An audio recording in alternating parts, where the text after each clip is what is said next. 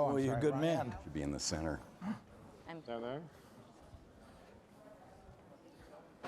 This is me here. Oh, Jesus. Testing 1, 2, 3. Hello. Great, thank you.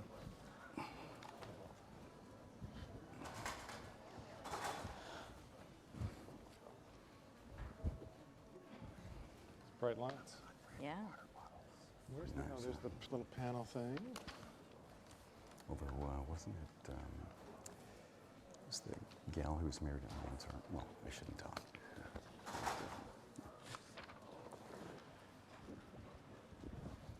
Did you work in finance? Just start? Well, welcome, all of you, to what's going to be a terrific panel. I'm delighted to be at the Milken Institute. My name's Matt Miller. I'm the host of Left, Right, and Center on KCRW here and a columnist for the Washington Post and a few other things. And it's great to be at the Milken Institute, where we always have the most important conversations being convened involving some of the most important voices on subjects that really matter. And we couldn't have a timelier or more important subject facing California and the nation than the subject of this panel today, which is the high cost of the California dream.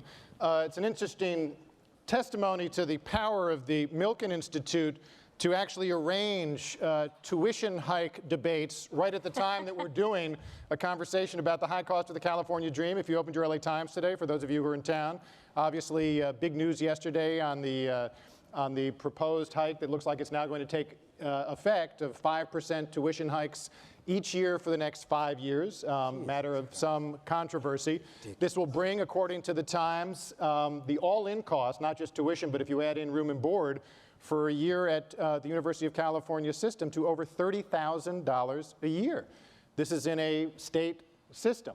And true that the folks in the bottom half, families in the bottom half of the income scale are subsidized in ways that eliminate most of those costs, but you've still got, when you're talking about $30,000 all in, a tremendous squeeze in the lower middle, in the middle, even into the upper middle, in ways that kind of exemplify the challenges that we're talking about today. All of this is, in my view, just the latest reminder of major trends that are putting the middle class in peril and putting the, what we've always thought of as the California dream, which is a species of the American dream, at risk. I think there's two big trends going on at once. You've got wages stagnating for huge chunks of our workforce, or declining in many cases. And at the same time, the costs of the key ingredients of a middle class life, healthcare costs, college tuition, as we're just talking about, housing, transportation, et cetera, are rising faster than incomes. We do have one chart I wanted to throw up. Chart number one, if there's a chart, yes, here we are. Just one chart that kind of dramatizes it. If you look at the last 20 years or so, at the bottom you can see median household income basically flat in California. And then you can see home prices going up, coming down, but still rising substantially faster than household income.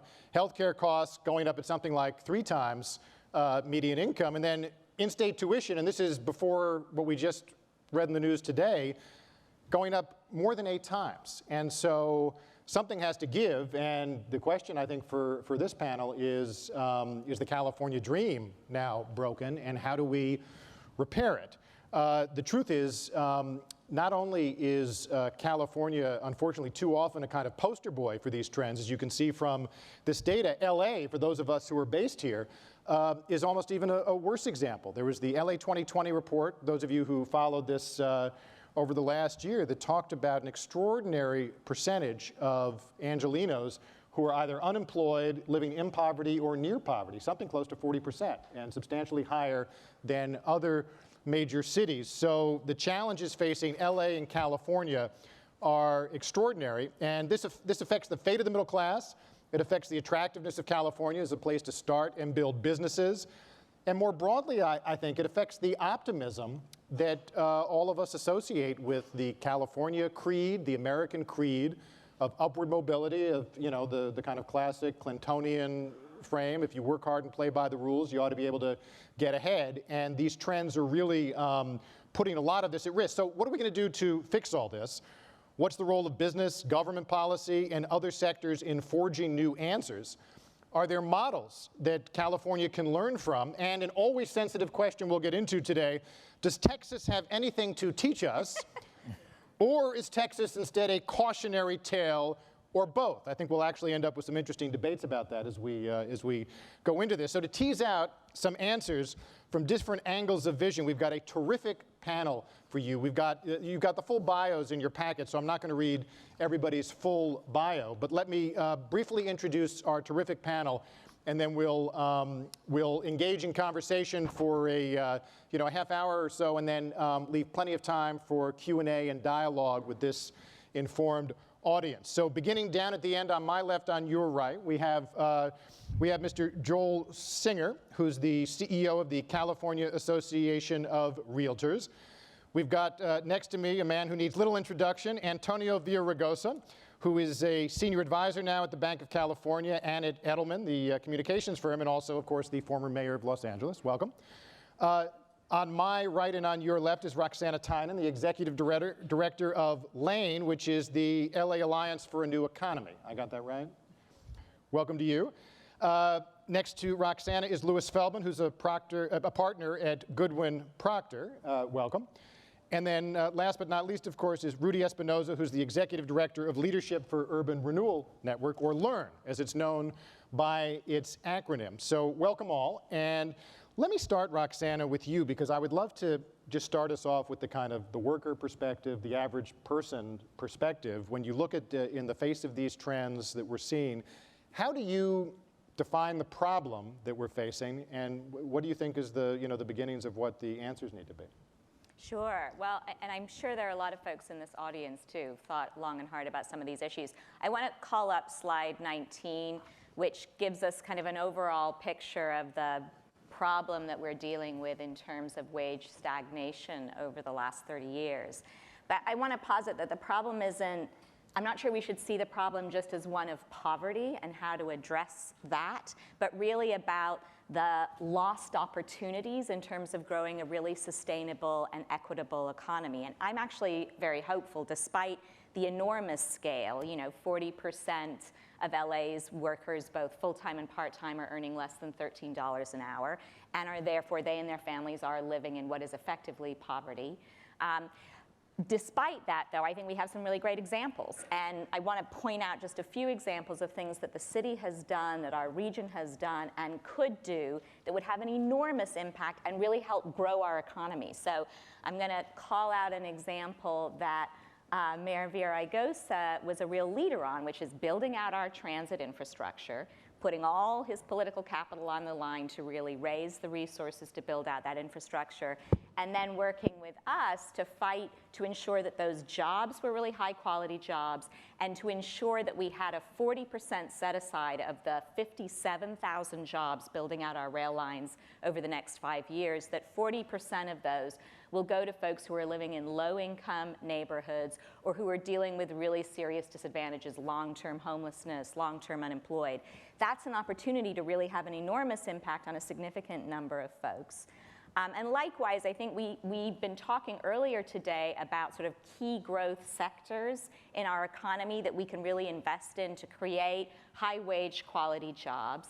And what we have in front of us right now with our current mayor is an opportunity to pass a citywide minimum wage that will really go to lift almost 600,000 working people out of poverty and give them a significant boost to their own incomes to move them in a better and healthier direction for their families, but also put billions of dollars into our local economy. And so I think that stimulus, along with the kind of infrastructure conversation we were having earlier, it's that kind of stimulus that's really going to help us. One thing from Texas that I will take, Jim Hightower, who used to be an official in Texas many years ago, used to say that money is like manure. You have to spread it around to make things grow. So that would be my big point. That's good. That's great. Thank you for starting us off that way, Roxanne. Before I bring Joel in a second, what are the prospects for the minimum wage increase in the LA? Very good. I am extremely optimistic. There's a very good chance that this will actually come to you guys as voters to be decided on. And I think there'll be a process over the next 6 months or so to figure out what a really great package is, what's the right way to implement a minimum wage that's really going to help the city grow. And then there's a decent chance that it will come to you all to vote on. So the power to decide this will likely be in all of our hands. And does Lane think that city by city is a sensible way to do this? Should there be, is it a way to build toward a statewide increase, or? I mean, I would like to see, and I think there's a decent chance, even in this round, that we actually move this in multiple cities at once. Because of course the ideal is that we're not doing this in a piecemeal fashion. However, that said, I feel like a lot of the great innovations that I've been hearing about today, that we heard about at lunch, these are coming from cities, and especially from California cities. I feel like we are really setting models that prove out the success of these strategies that can then be picked up elsewhere. And then again, before I get Joel in, last question just on the minimum wage thing. How important is it? It struck me as important that folks like, business leaders like Rick Caruso and Eli Broad came out in favor of higher minimums. Does that play a role in this debate in helping the other folks in the business community be open to this, or do you still find resistance? I hope so, and also folks like Austin Buettner, who was on the previous panel too. I think that's very helpful. I also think that if you look at places like San Jose, that is now at $10, now a little bit above $10 with the cost of living increase, the biggest opposition often comes from retail and restaurant. The National Restaurant Association was not well pleased, and yet restaurants in San Jose, that sector is growing at a faster clip than any other place in the state.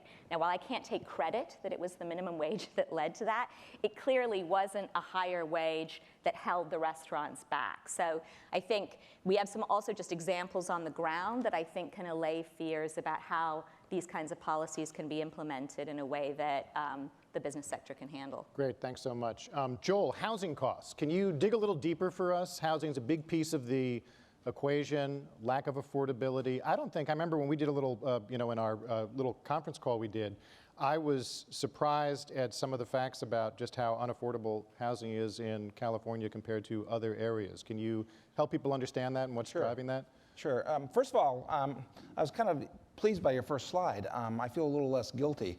Housing hasn't... Compared to healthcare? Compared to healthcare and the university, we seem to be slacking off in terms of our contributions to making California less affordable and less competitive. So, congratulations. However, it's small consolation. The housing market in California has always been, relative to the national market, fairly unaffordable. But we had an opportunity in the last 4 years out of adverse circumstances to become a much more affordable environment. I'm focusing on the homeownership side for a moment, but let me say everything I say about homeownership is far worse when we look at the rental sector of the marketplace from an affordability standpoint. If we could put slide 14 on. The fact of the matter is that our housing affordability compared to the nation since 1974, when we were more affordable, or 1975, in that range, we became less affordable than the nation as a whole, has obviously been a competitive disadvantage to us. We can see it when we look at this slide. Obviously, you had unsustainable housing prices.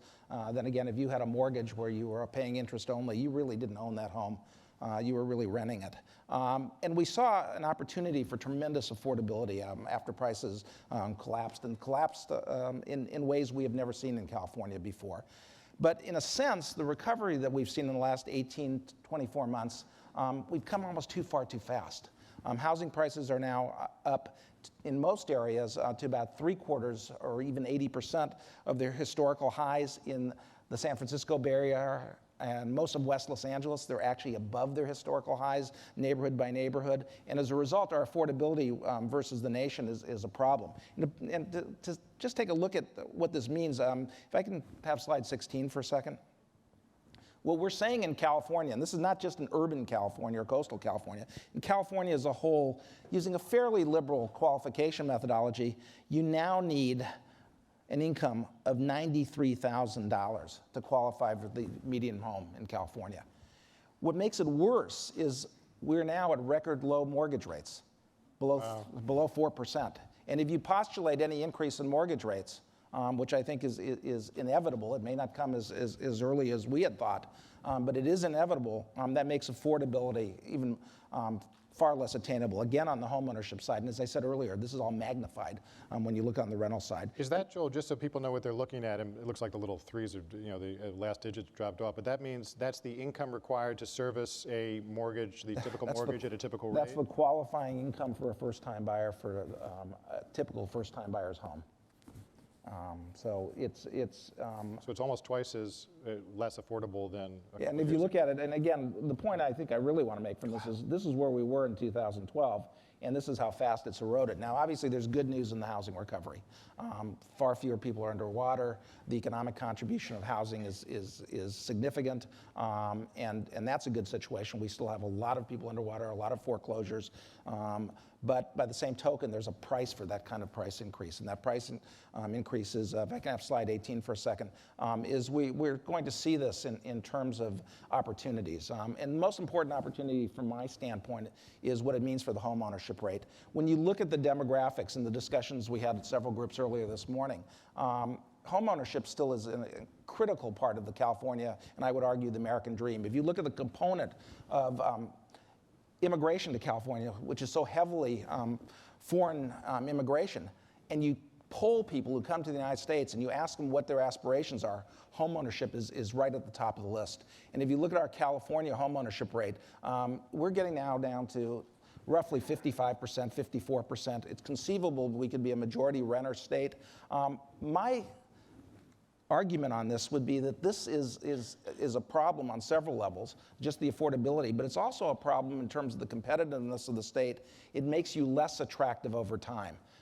And more importantly, it really jeopardizes the dream of what California is. And so from our standpoint, there's action steps that can be taken.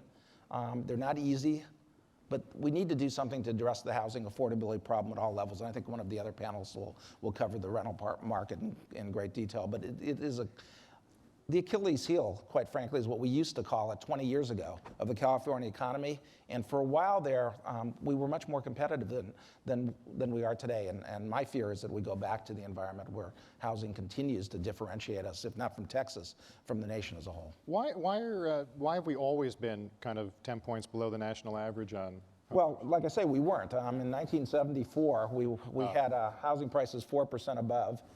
That number starts in 84. It starts in 84, so it doesn't go all the way back. Our incomes were 7% above the national average, and our housing prices were 4% above the national average. So this is, to a degree, induced by the attractiveness of the California environment. Obviously, as we build out, it does become more difficult. But I would argue with you that a lot of it is self-induced. It's a regulatory, to some degree, a consequence of the way we've planned for California, the way we've regulated it, and most importantly, how we feel about density, how we feel about housing opportunities, and the price we pay in terms of traffic and physical costs in schools and so on. So can you say a few words before we move on, just on what the sets of, you said there are things we can do, but some of them are tough. What are the things that you think we ought to be doing to tackle this? Well, quite frankly, when it really comes down to any way you look at it, and it's very, very difficult. I was thinking about it in terms of an earlier presentation. We need more density in California. We need smart density, if you will, smart planning. That density is incredibly difficult because we all will say that we need more housing. We certainly need a huge amount of affordable rental housing. But we'll also, whether we want to admit it publicly or not, we'll generally want it built somewhere else. And I was thinking about when we were talking about the Los Angeles River, which is an incredible project. And we talked about how long that would take, how difficult that is. I would just submit to you, what do you think the reaction would be if along the Los Angeles River, our plan was to put in high-density, low-income housing? That project, which is almost too difficult to imagine today, would become impossible because that's the way we've behaved over the last generation.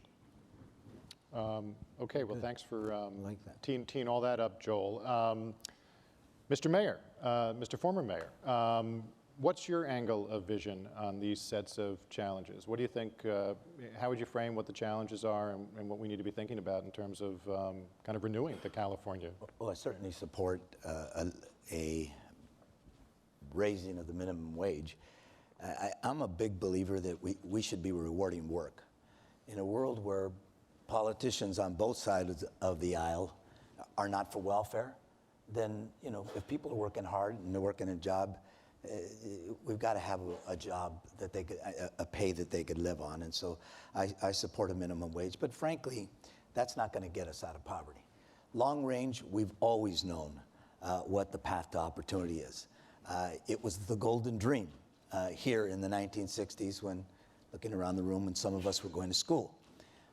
We've got to fix our schools, critical. We can't have, when I became mayor, a 44% graduation rate. Today it's 72 because of the reforms that we engaged in, but 72 is not good enough. Every kid's got to graduate, and they have to either go to college or they have to have a skill. So I would say fixing our schools is critical. Focusing strategically on job training. You mentioned infrastructure, certainly transportation is one of them, but we've analyzed where the economy is going, where the growth in the economy is going. There are jobs out there for people that we could train for, that we should be investing in right now. This affordable, slide that shows, can we show that slide again? That shows the cost of a UC. It's a UC, it's a CSU, and it's a community college. We have got to make those affordable for working people. You know, when I was in office, I was paying for Princeton and SC. I mean, like on my salary. It was just, and when you look at what our kids are paying, and you look at that the kids that are the future, when you look at the changing demographics of California, they're not in UC. They're barely in CSU. They're mostly in the community colleges. So investing heavily in community colleges, CSU's critical. Keeping those tuition, it's an abomination that tuition's going up 20% in the next 5 years. Come on. Even the people here, some of them won't be able to afford that. The other thing, I agree with you. I mean, look, I was a mayor, and I was joking with Roxana because they're very close to her and her organization, particularly for low-wage workers. But I fought I fought on the issue of pension reform. I've taken on seniority and tenure with the teachers. We have got to control our costs so we can reinvest in people. I said to Roxana, both parties are so focused on the aged that we're not investing in preschool. We're not investing in kids, in health care for kids. So from my vantage point, on a macro level, I think we've got to do a lot more of that. And then, you know, SEEK was broken. I know it's broken because I've had to deal with it again and again and again. You know, we have the toughest regulations all across the board. I mean, not just in one area, just across the board. We're going to have to focus those regulations in a smarter way, in a more strategic way to create more jobs, to make the investment that we need to get the state moving again. So I have a nuanced view of some of this. You know, in my 8 years, we did more market rate in the worst recession, certainly more affordable by far. I think we did more in 8 years than they did in the 16. You know, homeless housing, 2,500 units of permanent supportive housing. In the 12 years before that, they did 726. But it was a drop in the bucket. We've got the most, you know, homeless. And what that slide doesn't show you, San Francisco may have higher rents than we do, but they also pay people more. They have less poverty. We actually, if you really go down into the weeds, this is one of the least affordable for poor people to live. So market rate housing, you said it. Hey, everybody, it wasn't popular when I told you all in Hollywood or wherever, you know, we've got to build density. I call it elegant density. You got to build it along elegant density? Elegant density, smart growth. You got to build around transportation lines. That's where our affordable housing should be. Everything we build, they do it in New York, they do it in Boston, they do it in Chicago, and should have, you know, an affordable housing component. Most cities, it's 20%. We got to do it because we can't price poor people out of the city and middle income people. So how do you do that? Density, parking variances in a way that so that the developers can actually build a project. So those are some of the things that Stay for a second, Antonio, on the one of the macro things you raised is important. I think a lot of folks don't always understand the budget impact of the combination of aging of the workforce, aging of California and America. The healthcare costs and the pension costs pose real trade-offs for the investment in the future side of the budget, and take them separately because they can be complex. Pensions obviously people are building their plans and arrangements around those. Healthcare costs, you've got on the one hand, obviously healthcare is essential, but as a nation, we're spending twice what other countries spend per capita without better results. Yet every dollar of healthcare waste, in quotes, is somebody's dollar of income. The politics of reform are very hard, but also essential if we're going to have the dollars in any finite level of taxation and overall expenditure to invest in the future. Talk a little bit about the challenges you and of I those things. believe in what we call the radical center, and I said to city workers, when I started out, we were paying 10 cents on the dollar for retirement and health care. By the time I left, it was 18 cents on the dollar. In 2 years, it's going to be 24 cents on the dollar. And what I said to them, we owe it to the next generation of workers to be able to afford their health care, to be able to afford their retirement. I'm 61. I work out every day. I'm healthy. You look great. I'm going to probably live till I'm 85.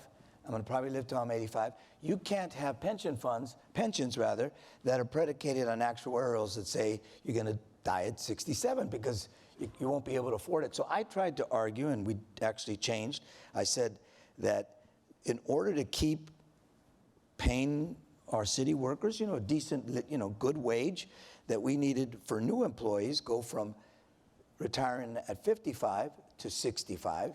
The average was retiring at 62 anyway. Instead of getting 100% after 33 years, get 75. And I believe that that's what we have to do across the board if we're going to get out of the rut that we're in, where that shining California dream is a tarnish. There's things like minimum wage, investing in people, infrastructure, job training, but also changing, how we fund government, how much government we spend. And those are things that are all related. On the pension thing, just for a second, take us. What's the conversation like when a leader like you, and as mayor, is sitting down with the public sector union heads and trying to have a conversation about what these trends look like? Is it a reasoned conversation? Is it? Do folks feel they have to dig in and they can't give an inch on what current benefits are? What's it? You ever heard of Governor Walker? They had signs, Walker and Villaraigosa, which is silly because nobody really bought it. Most of their members didn't. Most of them would tell me, I know you're right, but how am I going to sell that? And I would tell them, hey, how do I sell things? You got to go get up there and stand up and show them the charts. So they weren't happy, fun. In fact, that plan that we passed got overturned just a few months ago. So now, there's no pension reform. By the way, we got current employees to go from 6% to pay 11%. Imagine for defined benefits to go from 6%, that's all they paid, to 11, when if you want to keep defined benefits, and I wasn't ideologically opposed to it, to pay for it, it's going to be probably something like 22 or 24%. So these are the conversations that we can have so that we can do things like invest in affordable housing, invest in preschool, invest in raising a minimum wage that rewards work, making sure that we're protecting income security going into the future, but also, for the people who have it now, but also for the people who are going to go into the future. Before I bring Rudy in, one last question on this, Mayor. Gina Raimondo, people follow that the Democrat who just got elected as the first female governor of Rhode Island, when she was treasurer, had done a real public education campaign and took on pension reform, aroused a lot of union opposition, but lived to tell about it and has survived. What lessons do you draw, if any? Do you follow that, and what do you make of it all? I think this is a bluer state. It'd be a little more difficult here, but we still have to do it. I think that I really do believe there's a way for us, and that's why I call it the Radical Center, to make serious investments in all of this and pay for them by making changes that are structural, that are broad and deep, but that with strong leadership we can make. And build a consensus around some of these. I think it'll be difficult, Right. but I think it can be done. It has to.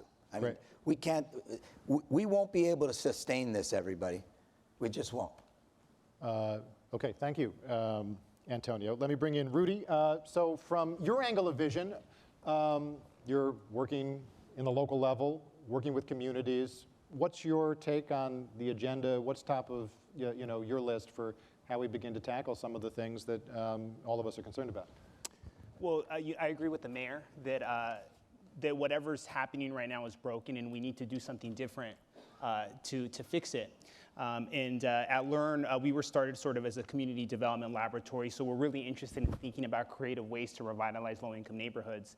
And the last couple of years, we've continued to be inspired by entrepreneurs. And usually when we use the word entrepreneur, we think of Mark Zuckerberg and a lot of the tech titans in Silicon Valley that are doing big things and getting a ton of venture capital money to scale up their projects. We are really interested in the folks that are in our neighborhoods, Boyle Heights, South Central, Pacoima, and Los Angeles, that are creating their own innovations and are saying, hey, the system is not working for me. I'm unemployed, and I need to do something to take care of my bills and take care of my family. And Learn is really trying to shift its resources and its focus to support these entrepreneurs and to support the innovations that they have. I was talking to a couple of days ago, there was a guy that came through word of mouth and came to speak to me, and his name is Jorge. He lives in Boyle Heights, and he said, hey, I heard that you were talking to this other guy, and I need help. I'm a cook, I'm a line cook at a restaurant, and I'm not able to make ends meet, so I'm starting a little catering company. He's been doing it for the last year, doing Italian food. Doesn't speak English, doing Italian food, and he's running in and out of his house. So he said, hey, what I need, no one's gonna give me a loan. I've tried to go to banks and they're not gonna give me a loan to start this business. What I wanna do is get a little truck, or I need to get another employee to scale up my business because I'm starting to get a line of customers that are hiring me to do this catering gig. So my thought is there's so many people like this that we do not even know about. And to me, they are part of the answer of creating jobs because they're trying to create their own, but then also revitalizing and staying in their neighborhoods, because a lot of these folks want to stay in their community. They want to buy a house. They want their kids to sort of grow up and have better opportunities than them. And so just as an example, one of the tools that we're using, kind of inspired by Silicon Valley, is we're developing an equity fund, a micro equity fund, to give small spurts of cash into businesses like Jorge's. The other thing that is interesting. Does that mean, can I ask just on that, how does that work? Learn has a pot of money it's raised, that it Yes. is taking equity or small pieces of equity somehow? Exactly, and we're a nonprofit organization, so we received a grant last year. We decided internally to allocate a piece of it to begin experimenting with this model of doing microequity investments into entrepreneurs like Jorge. Like what size? Maybe in his case, he would probably get $5,000 to $10,000, and we would take a minority stake in his business. And more than just a micro loan, this is not a loan, this is equity. So we would actually be in partnership with him, helping him scale his business, connecting him to other resources, and giving him coaching, ongoing coaching, to support his business. There's so many entrepreneurs like that. Another major campaign that Roxana's organization supporting us and many others across the city is a campaign to legalize street vending. Los Angeles is one of the only cities, one of the only major cities in the country that does not have a permit system for sidewalk vendors. And this is something that started in the mayor's administration. And this is something that's ridiculous to us because these are entrepreneurs, a lot of them older women, that said, hey, you know what? I have to pay my bills, I need to take care of my family, and I'm trying to do something here. And a lot of them have great ideas. There's one señora in Boyle Heights who has tamales. She started selling them at gas stations. Now she's selling at 5 gas stations. And she's doing it with her family. So her daughter is manning a couple other gas station tamale outlets. So these entrepreneurs are amazing that can really help us get out of this situation. And all these folks, whether they have papers or they do not, they all want part of the California dream. And so we need to sort of mobilize ourselves around that. Is it before this permit? Is it now illegal for folks to Totally not permitted. You're not allowed. So even the fruit guys that all of us probably get the little bags of fruit at the bank, not allowed. So we are in the process currently. There's actually December 2nd, there's going to be a hearing in City Council that's going to begin to explore how we can do this.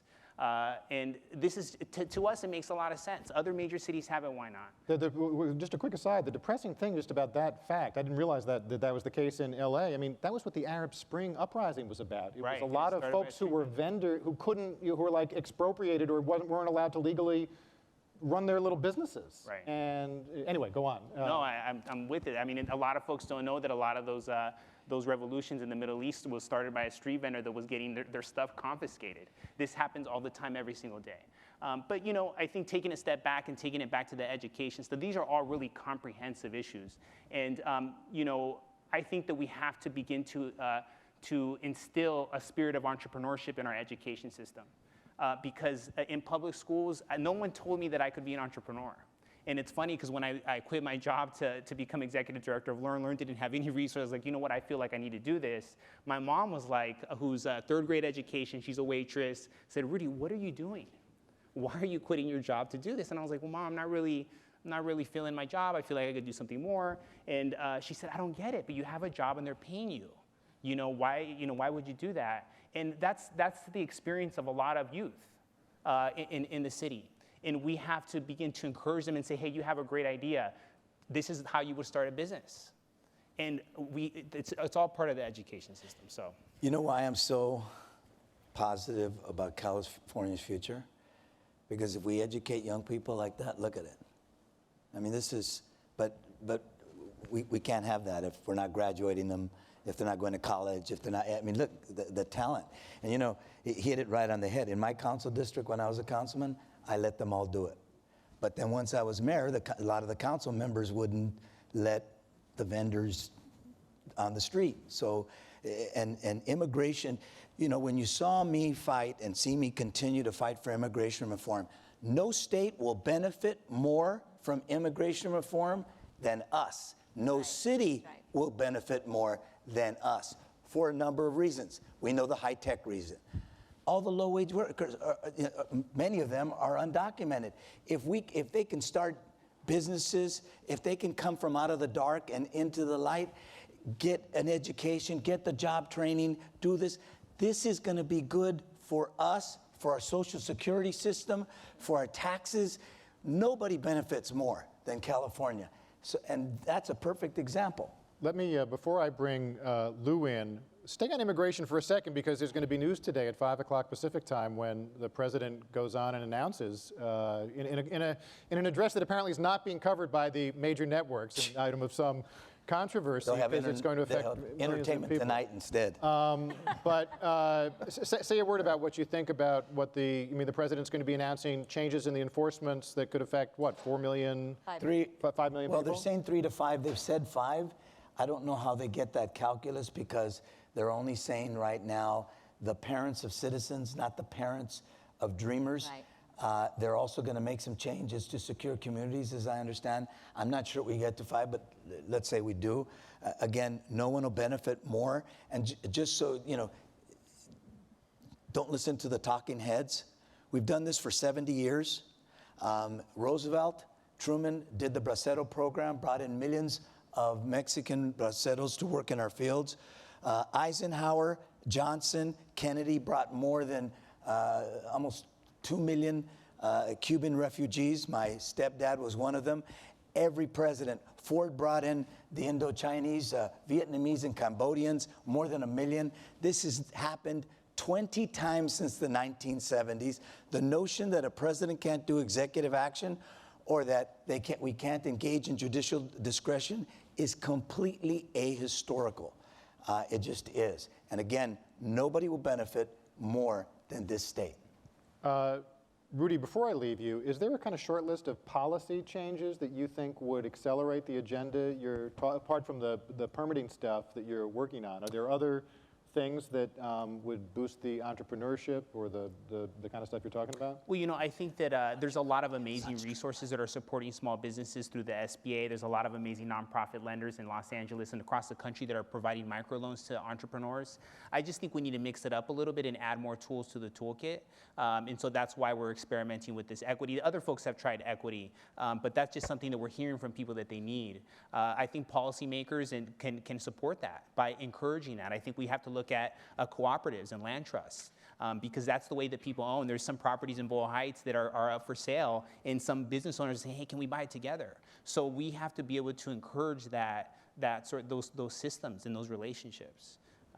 Great. Well, thanks, Rudy. So, Lou Feldman, I know you've got kind of a, when we spoke a little bit earlier, a kind of framework for thinking about these challenges and where we need to tackle them. Share what you think, from your angle of vision, what the agenda needs to be here. Well, Joel and I had dinner last night together, and we were talking about the price of housing, and then I saw that Giancarlo Stanton got $325 million, and which is the highest paid sports contract, and they asked him what he was going to do with his money, and he said he's going to buy an entry-level home in California.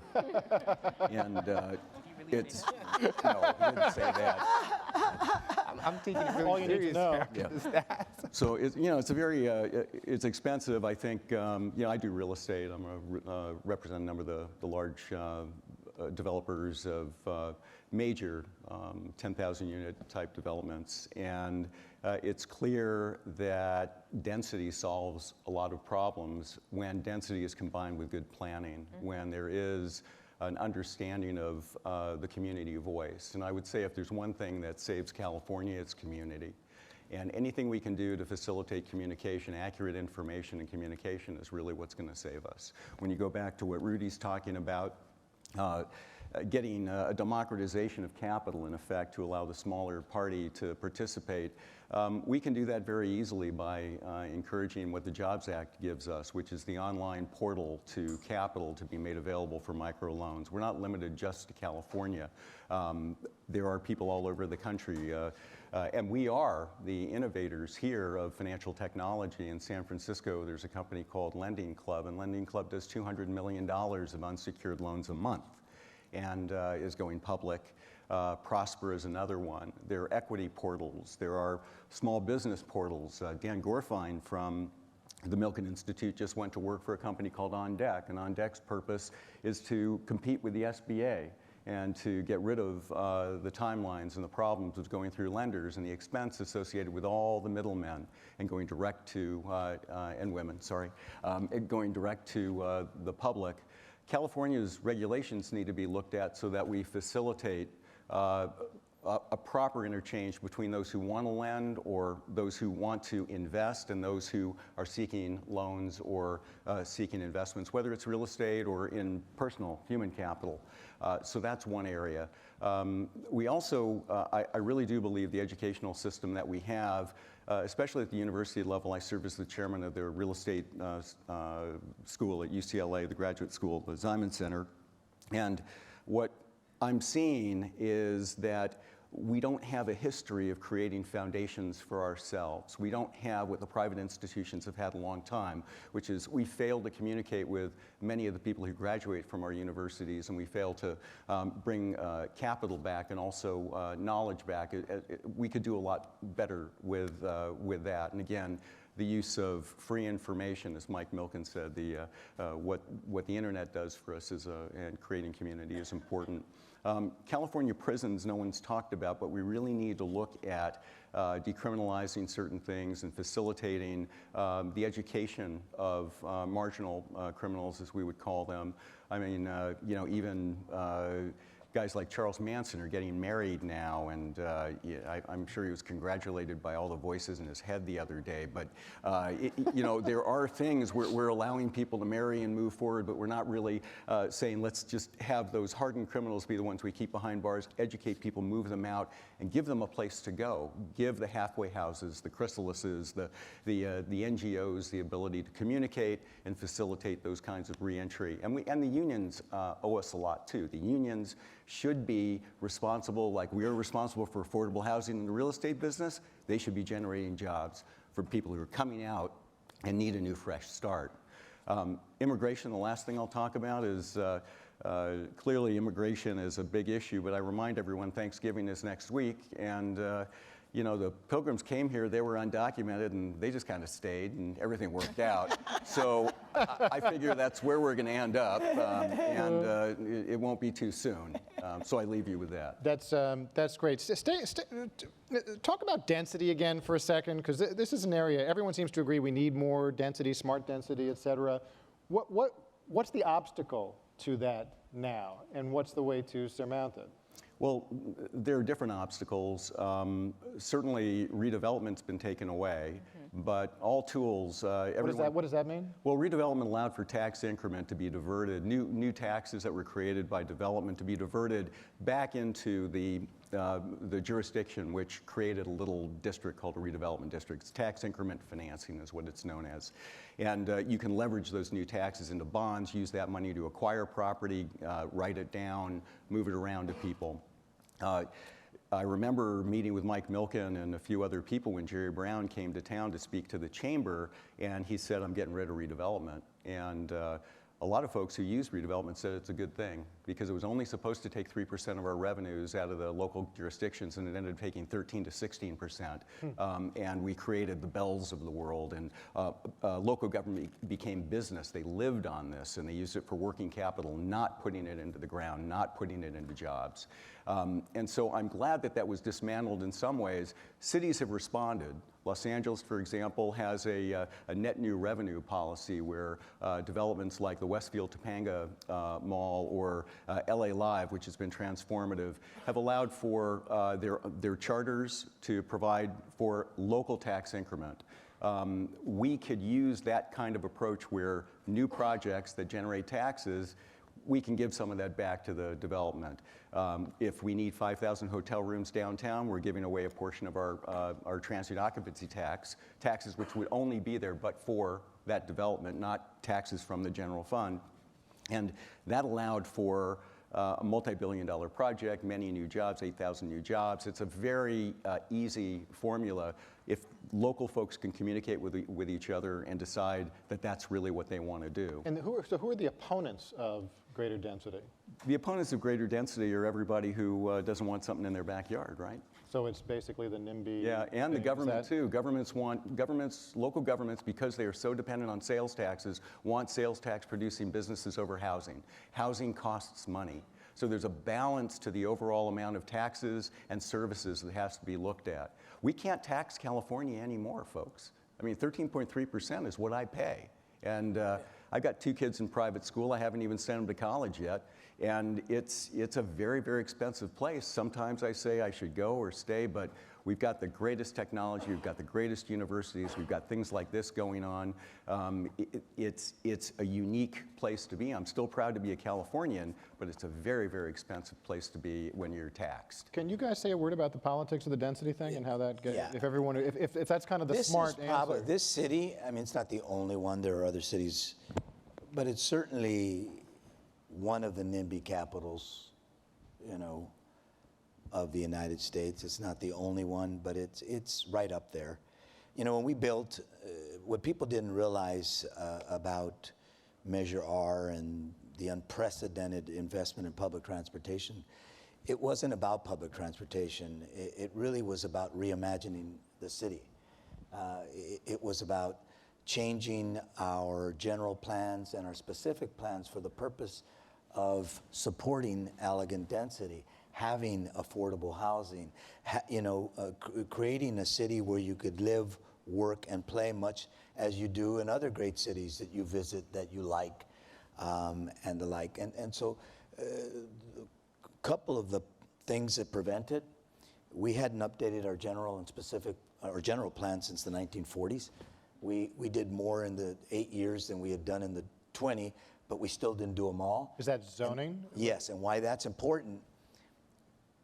Once you know what you could build in a part of the city, then you don't have to go to the mayor. You don't have to go to the council member. You don't have to hire an expediter. You could just build it.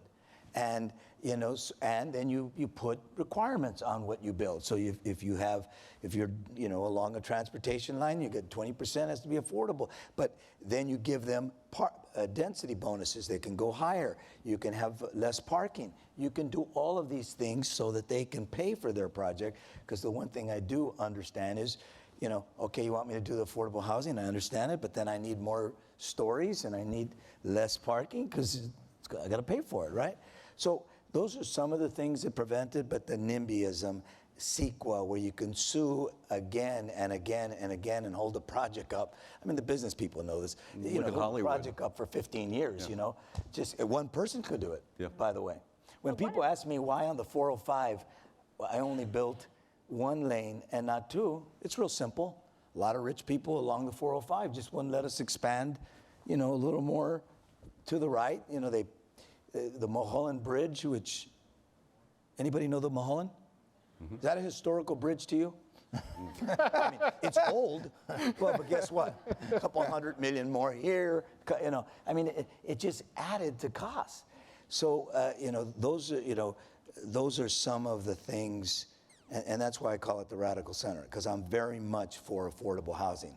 But you got to pay for it. So you got to make it easier for these people to be able to do these things. Joel, can you say a word about, I was intrigued when you, I think you touched on this before, but when we spoke earlier about Austin, Texas being an example of a city that's getting things right in terms of affordability, and it's hot, considered a place where startups are going, et cetera. What's the difference, what drives the difference there versus big cities in California?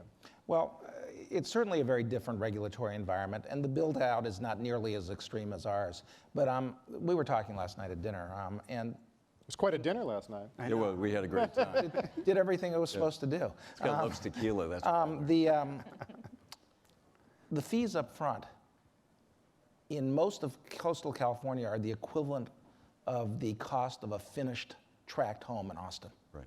Wow. The fees for what? For The permitting fees, everything that goes, and again, and I'd like to argue a little bit differently, by the way, on fees and on housing. We argue that housing doesn't pay for itself. And in some instances, I've seen calculations that suggest that. But what we don't understand is the cost of not building housing. Yeah, right. I mean, there's a huge cost, and I commend the mayor on what he's done. If we don't create enough high-density housing, the fact of the matter is, eventually the economy itself, I would argue the economy, California used to grow twice the national average. We're not growing twice the national average. In fact, until the last 3 quarters, we were a lagging economy. We have to understand infrastructure, housing, education, all of this makes us a more competitive environment. And sometimes you have to make a long-term bet. And the state of California did that throughout the 60s and 70s. And for a whole series of complex reasons, has not done that to the extent they should over the last 10, 20 years. And I'll make one other observation, because I agree that NIMBYism is a huge problem. But we also don't do a great job of showing people what can be done, what it can look like. Mm-hmm. I think I go into a hearing and argue in favor of low-income rental housing, and people's visions, I think, are Cabrini Greens. Right. One of the things we do with our own members is we take them to projects and show them what a new high-density, low-income, or transition housing can look like. And if you're creative about it, and you do mixed use, which is underutilized throughout California, and in California, the mayor again in Los Angeles made some strides in that area. But if you start showing people, I think attitudes start changing. But what we can never measure is the consequence of not doing this. But the consequence of not having enough housing is town goes away. They can go to Austin, Texas, which is not an unattractive community. It's got a great university as well, not as good as ours, but a great university. Immigrants don't come here. The source of so much creativity doesn't come here because they can't afford it at some point. There's a whole series of things that happen when you don't build infrastructure, and housing, from my standpoint, is central to it. And it's also central from the expectations level, as the mayor talked about.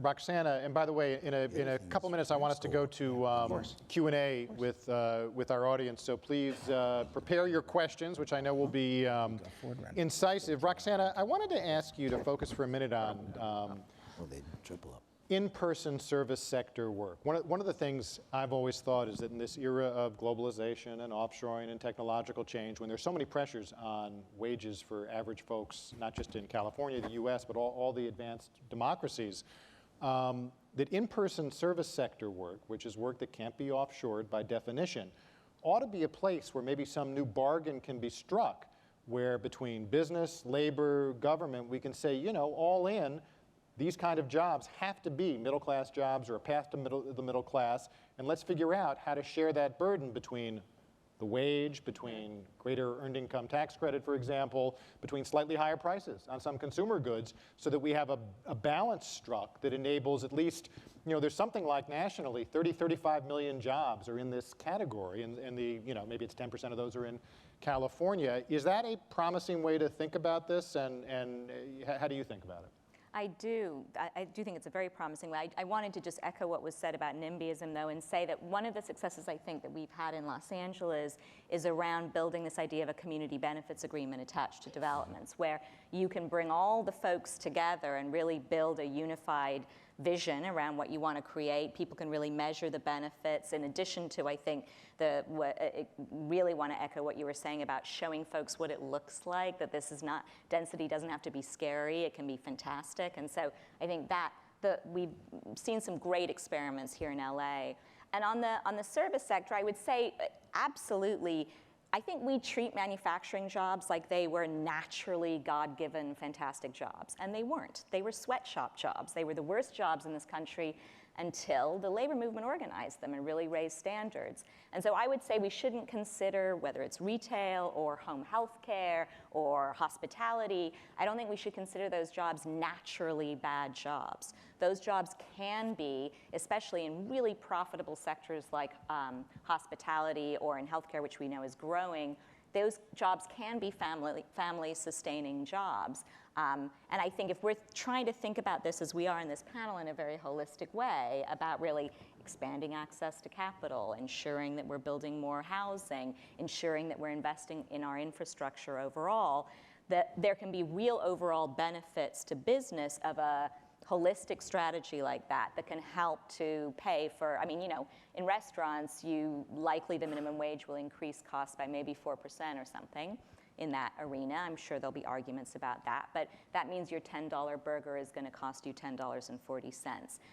A lot of these costs, I think, can be borne if we think about this in a smart way. And by growing the base that way, we're really going to be growing our tax base. We're going to be increasing the amount of money people have to spend in the local economy. So I think it will be a win-win. It's interesting, just on that note, I don't know if folks saw in the New York Times, there was this profile the other day in the business section of Denmark, right? Was it Denmark's fast food sector, where they have a $20 an hour wage, and the Big Mac costs, you know, instead of $4.80, it costs $5.40 or something.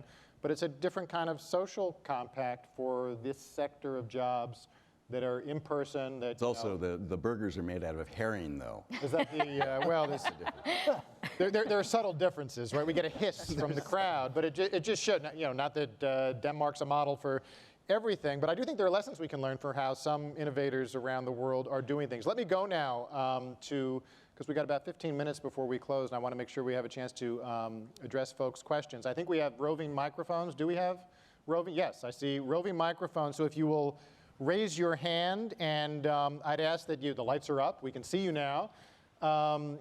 Raise your hand. Tell us, maybe just tell us who you are and your affiliation, and then ask a question. And we'll try and get as much as we can in with kind of quicker questions and answers. I see this young lady here. Why was the... Who are you, ma'am? I'm Eliza Carney-Gurin, Carney Management Company. I'd love to have the answer to the question of why, if we care about density, if we do, did we build a system where the stops are so far apart you can't get from one to the other by walking?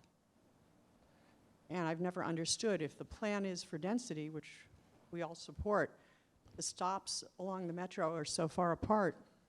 I don't think they're any farther apart than, I mean, it's not. I think they're pretty far apart. The problem is the cost, You know, those, I mean, just every station is like, I don't know, at least 300 million, maybe more. So Most of them are 6 to 8 blocks. In New York, obviously, they're a little shorter. But it has to do with cost, I think, primarily.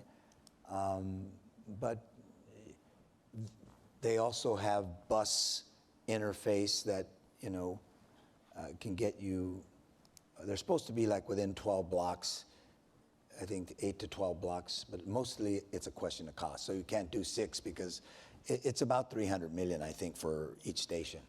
I mean, it's astronomical when you. Any other thoughts? No? Next question. We have a gentleman over here. Tell us who you are.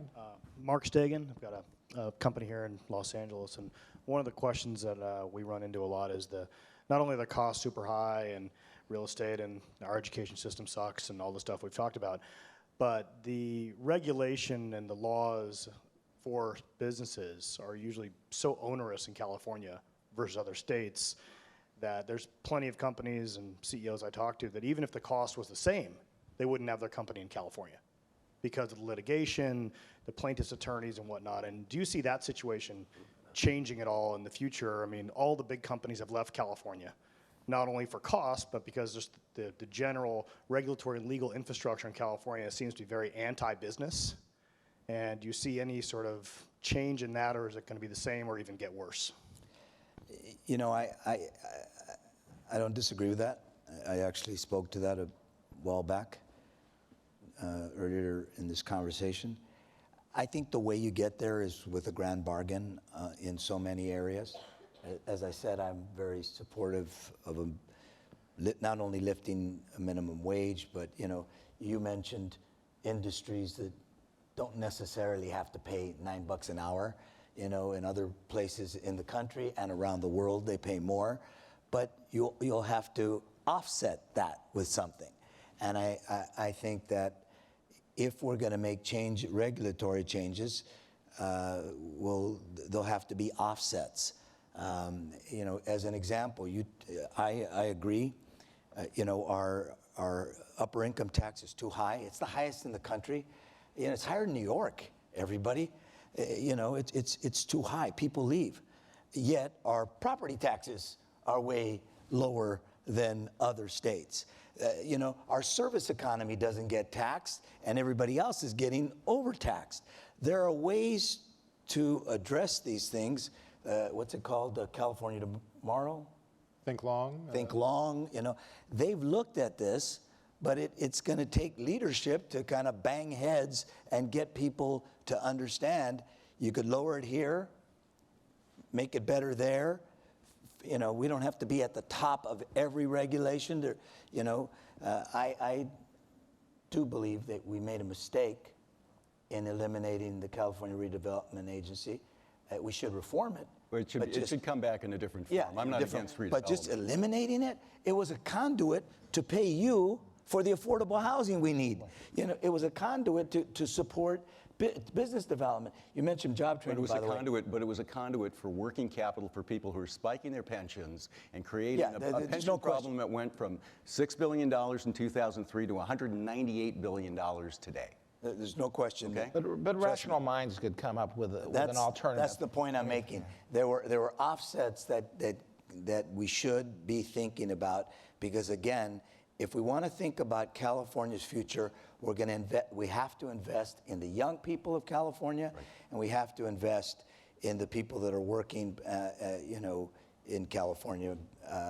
The last thing I'll say about this income inequality issue, because we haven't raised it, but I think is important.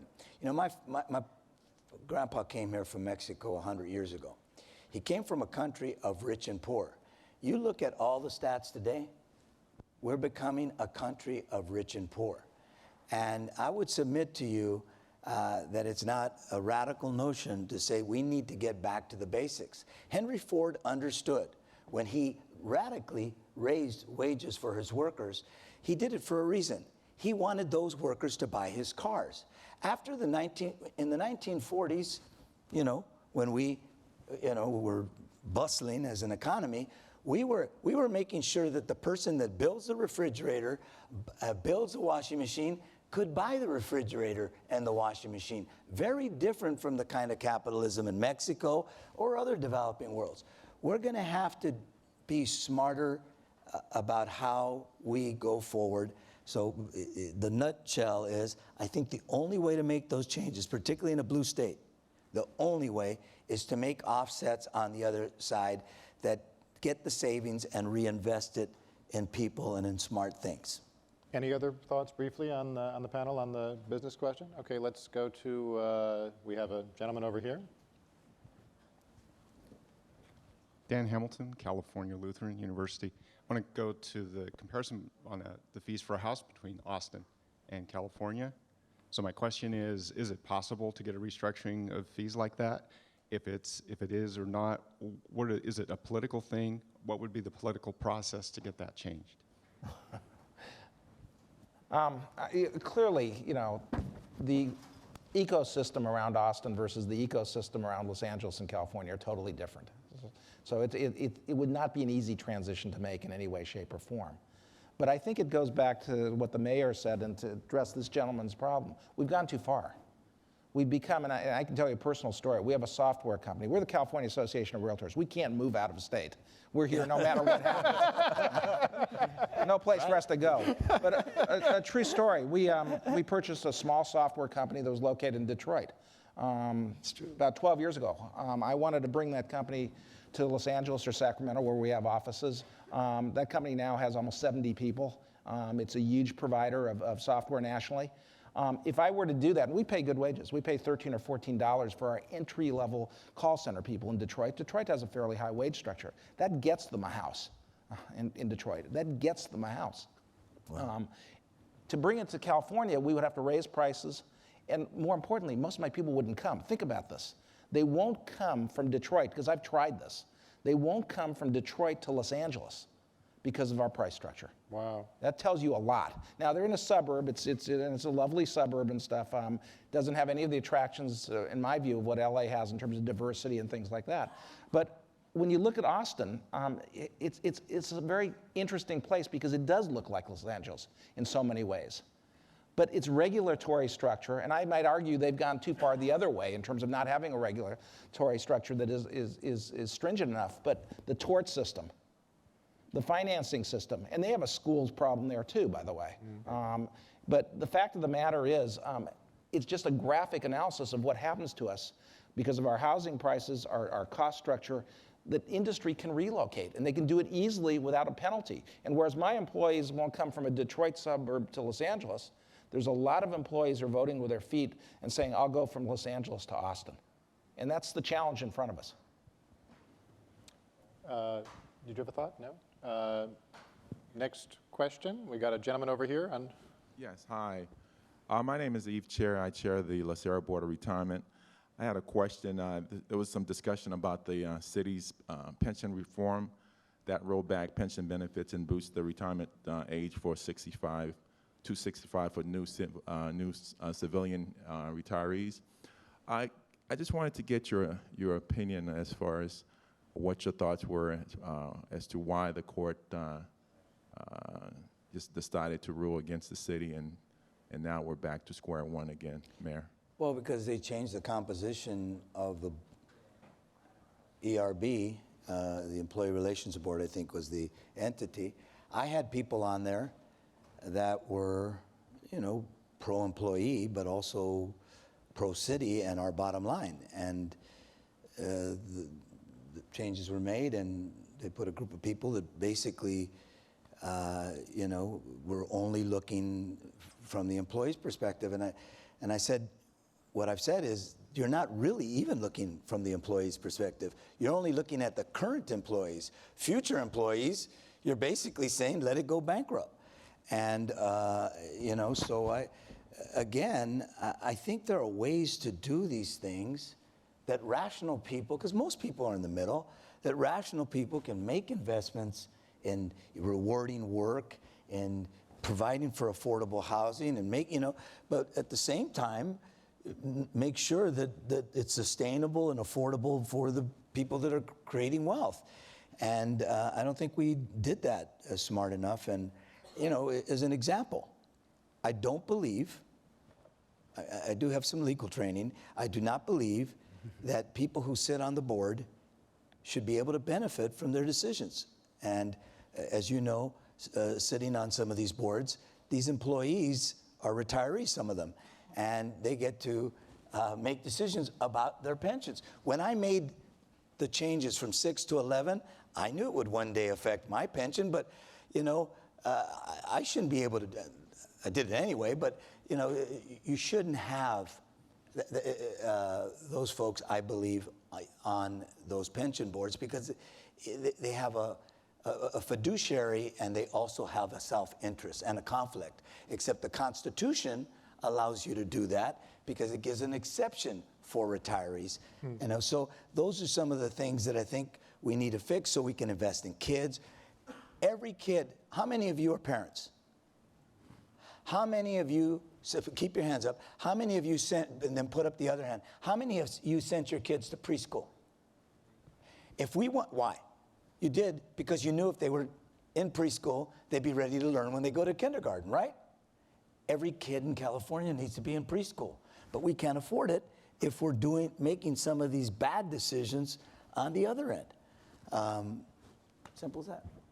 Last question. Can I just have a quick follow-up? I want to get one more question in, but I'm sure you can catch the mayor afterward if you want for a moment. Last question. I see. I'm sorry. I saw this gentleman first. I'm Michael Banner. I run a nonprofit finance company. Been a lot of discussions all day about investments, and I always wonder: are we talking the same language between the private sector and the public sector in terms of how we view risk? In terms of if we make an investment, going to put some money down, and this is the outcome we expect to get. Do we look at that differently? Because my sense of it is we don't, and that's part of how we have to organize these discussions about getting on the same page.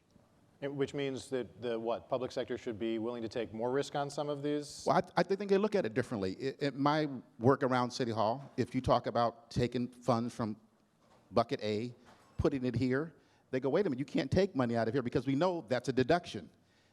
Maybe not some understanding about the investment over here creates all these other ancillary kind of benefits.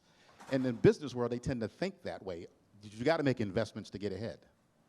Any, is that anyone in particular? I think that, Michael, nice to see you.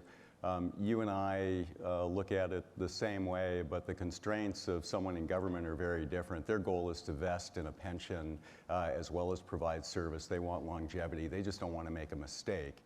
And so if you look at public capital associated with private capital and put them side to side, public capital always has to have less risk associated with it because the fiduciary duty and the fact that somebody wants to cover their own ass is going to keep that capital restrained.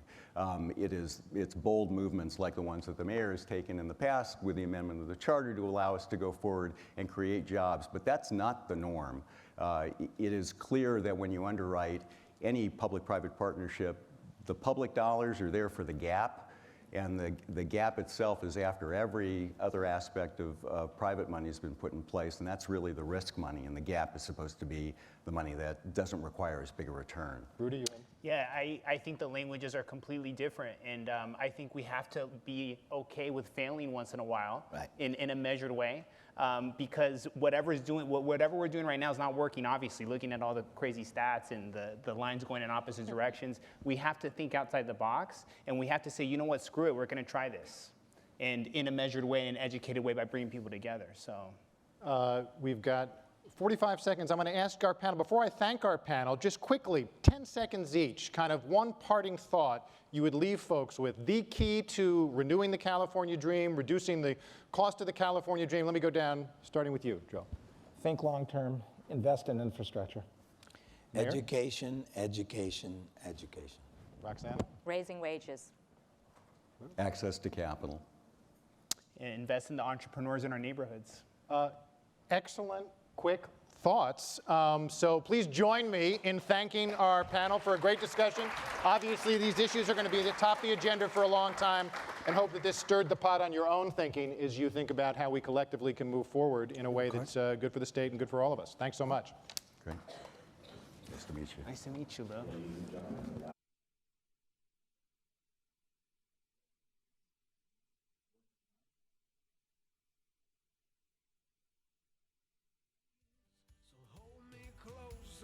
surrender to your heart.